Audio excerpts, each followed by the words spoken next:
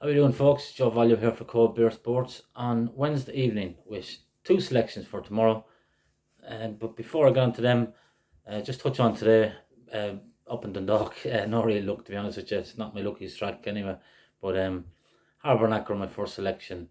Well, my first selection actually didn't run, but then my second selection, Harbournecker. Um, I think he got hampered out the gate or something like that, and the jockey pulled it back, and it was kind of in possible position turning in. It was last. Did rally a bit, made up a bit of headway, but got tired again late on. Never really at the races. My second selection, Sunwalk. Complete opposite really. Probably a slow way out of the gate and made up its ground relatively easily, but it was probably a bit too free on the front end and got a bit tired up the home straight. Maybe the conditions, with the wind blowing and still the storm going on up there. Probably wouldn't have suited the front runner as such. So definitely wouldn't be giving out on Sunwalk yet, although he is probably turning into a really frustrating horse. Harbournecker, I probably wouldn't black book that yet either. Just one of those things tonight that things didn't pan out. So I'm moving on to tomorrow then. Two selections, keeping the stakes small tomorrow. As I said yesterday, I think the better opportunities are towards the end of the week with Cheltenham, and there's other good meetings on as well. So I'm really looking forward to them.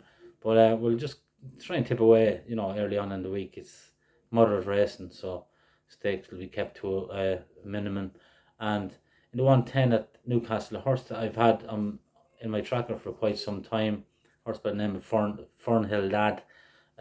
Hasn't always impressed with his finishing effort, but definitely does jump and travel like a horse that can definitely be competitive off a mark of 76. And Bruce Lynn is even taken off 3, so effectively running off a mark of 73 tomorrow. Ran quite well, I thought, last time. Went third behind a horse by the name of Be the Difference over a trip, probably on the far side for Fernhill Lad. And back to 2.5 miles tomorrow at 7-1. I'll put him up there as a point each way selection. And then my second and final selection of the day is in the 240 at Taunton, horse by the name of Osprey Call. I thought he was running a really nice race at Newbury last time, but took a pearl of a fall at the third last. When the race was just hotting up, he seemed to travel into that race at his ease and jumped quite well for a horse that had these jumping problems last year. It was just an unlucky fall he took, really. And, he definitely have a chance there tomorrow. I think the track should suit.